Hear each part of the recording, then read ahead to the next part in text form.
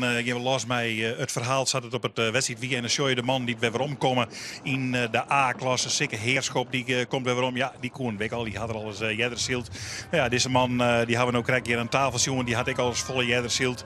En die steekt even nog de hand omhoog. Hij zit weer in de A-klasse. Prima, dag Siep. Nou, dan gaan we naar de tweede man die kwam. Ja, die ging Wikkel Jeddersield, Gerald Tadema. Die hier ik al eens in de A-klasse zitten. En het skip wat je hem no chance dat had ik al eens in de A-klasse zitten. Maar toen zie Jappie Banstra aan het roer. En nu zit Jilles Banstra, zijn zoon aan het roer. En ja, dat is de enige debutant in dit Hulles zeldskip in de IFK's.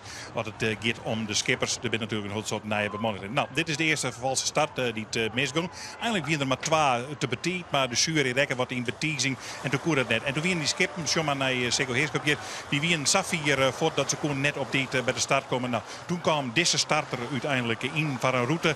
Nou, de hoogste ton in Starem, dan weer om naar de dik en dan weer om naar Hielpen. En dan kon je die route zielen.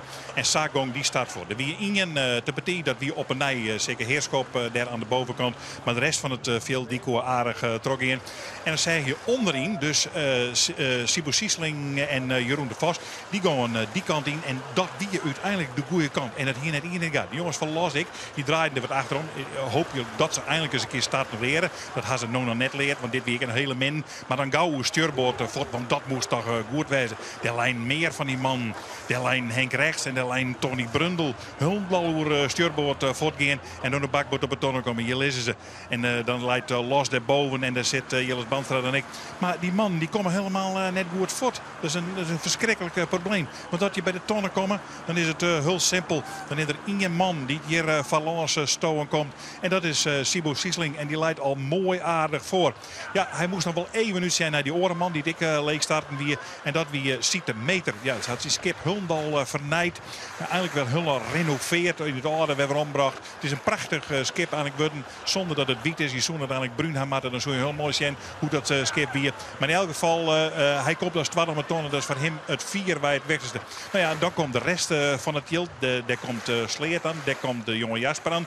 Daar komt Jelle Talsman zit doe al voorin. En daar komt Kees Jonker aan. Ja, Kees Jonker, dat is wat een probleem aan ze op die tonnen. Schummar, want die kent de tonnen net helemaal in. Ik ga er omheen. Had het zeilen oer of net. Het is wat onduidelijk. Er wordt verschrikkelijk raast om het leven. Maar ze komen er uiteindelijk dan toch om. En hij rekt de tonnen net. En dat scheelt het in een oor. Maar hij kwam een beetje in de middenmoot te lanen, Kees Jonker. En daar wie het drok. Want dan stoten er onmiddellijk uit die samentoning in het 2 uur heen. Jester Mar en Hendrik Keizer. En dan komen de oren er ik al gauw aan. Want die willen aanscoren vanzelf. Want die willen meidwaan. Dat die de Lost Boys en Tony Brundle. Want die zijn, ja, wij jaren daar ik in minstens in die middenmoot. En eigenlijk zullen we wel verder komen kennen.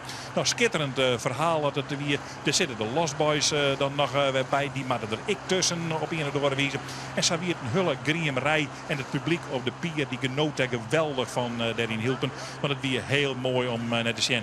Maar deze man, ja, die weer nu het net te genaken. Die man Sibo Siesling gewoon voor. Eigenlijk gaan ze net eens omsjongen. Want ze konden Hoednik helemaal net om te zien. Het wie, ja, hij doet het nog al even, maar het wie gewoon het ritje. En deze man wie een twadde.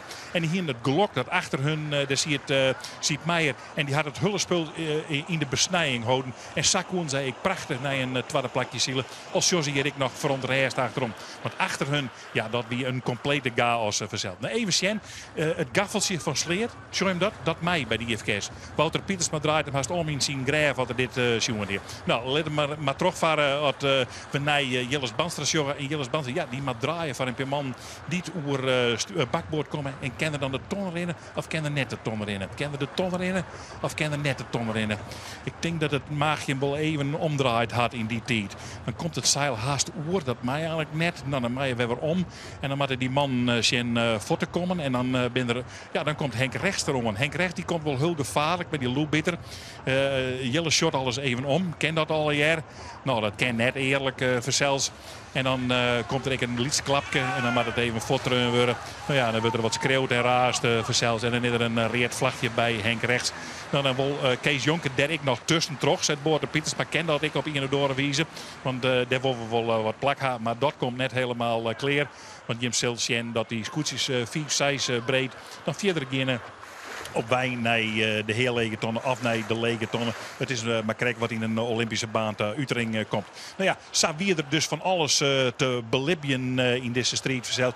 En het wie Siep Meijer die te zorgen dat er op dat tweede plakje bleef. Hij hier wel heel veel soort last van sleert.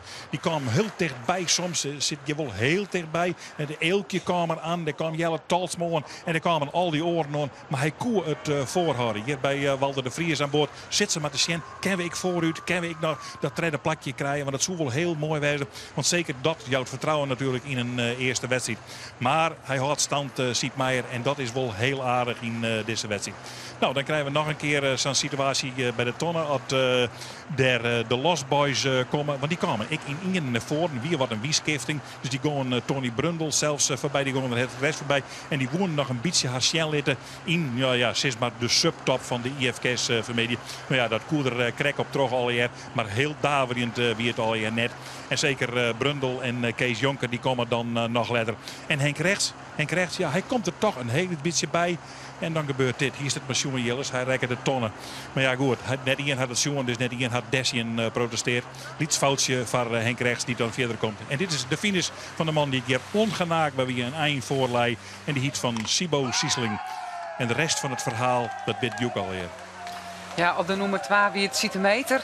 Treien Siep Meijer, Fjouwer Walter de Vries, Jelle Talsma, vijfde Jeroen de Vos, zegde, Delmelos, Sonde, Gerard Tadema, achtste, Kees Jonker, Jochen, Sienton Brundel, Olve Michiel Kalsbeek, 12 Henk Keizer, 13 Henk Rechts, dan Sikke Heerschop 14, 15 Jelles Banstra hier aan tafel en 16 Freddy van der Heijden.